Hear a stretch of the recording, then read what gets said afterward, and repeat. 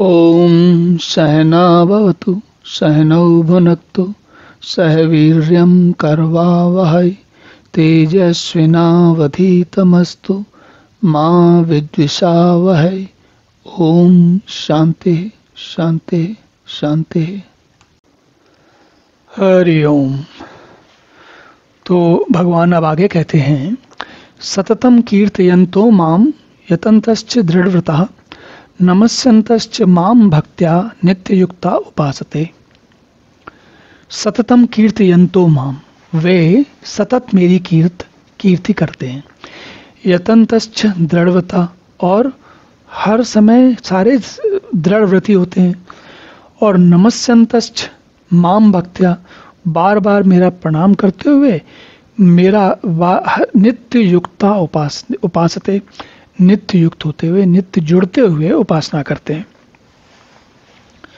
तो भगवान कहते हैं, वे दृढ़ निश्चय वाले भक्तजन निरंतर मेरे नाम और गुणों का कीर्तन करते हुए तथा मेरी प्राप्ति के लिए यत्न करते हुए, मुझको बार बार प्रणाम करते हुए सदा मेरे ध्यान में युक्त होकर अनन्य प्रेम से मेरी उपासना करते हैं।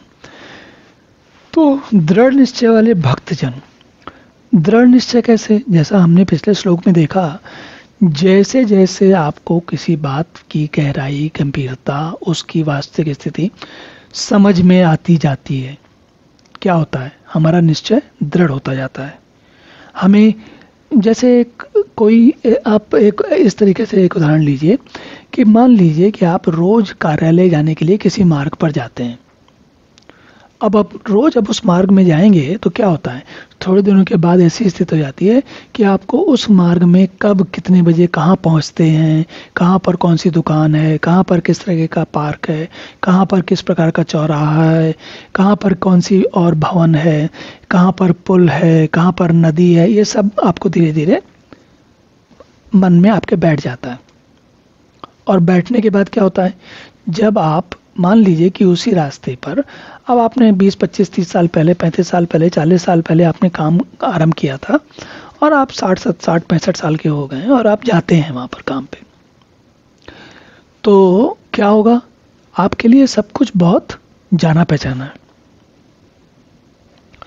तो ऐसी स्थिति में क्या होगा, आप इन सब चीज़ों के बारे में सोचेंगे तो क्या होगा, बड़े सहज भाव से सोचेंगे, बहुत आनंद लेते हुए जाएंगे, क्योंकि आपको सब पता है, आपको सब कुछ पता है कि आपके मार्ग में कहाँ कौन सी नया भवन, नई बिल्डिंग कब बनी, कौन सा पुल बना, कब सड़क ठीक हो रही, सब पता रहता है आपको।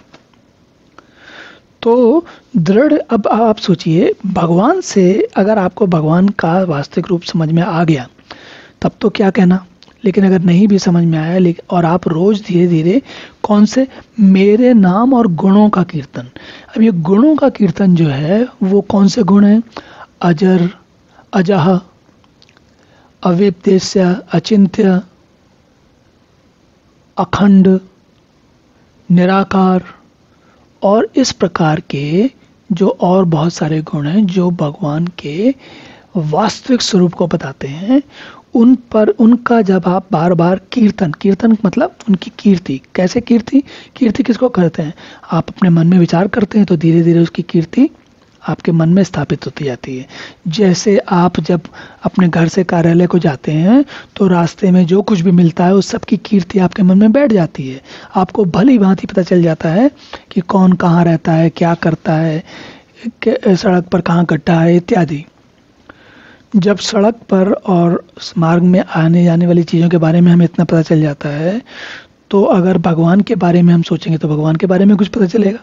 जितना पता चलेगा उतने ही हम सहज होते जाएंगे भगवान के वास्तविक स्वरूप के प्रति।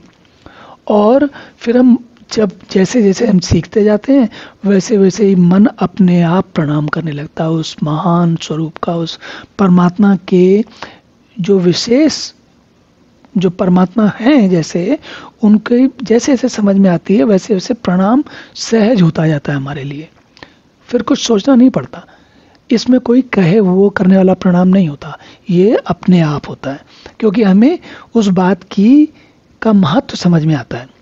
तो फिर क्या होता है, मेरे ध्यान से युक्त होकर अनन्य प्रेम से फिर प्रेम भी बढ़ जाता है और ध्यान भी युक्त हो जाता है। तो ये एक स्वाभाविक प्रक्रिया बन जाती है और व्यक्ति बड़े आनंद के साथ भगवान का ध्यान करता है। चलिए अब अगला श्लोक देखते हैं।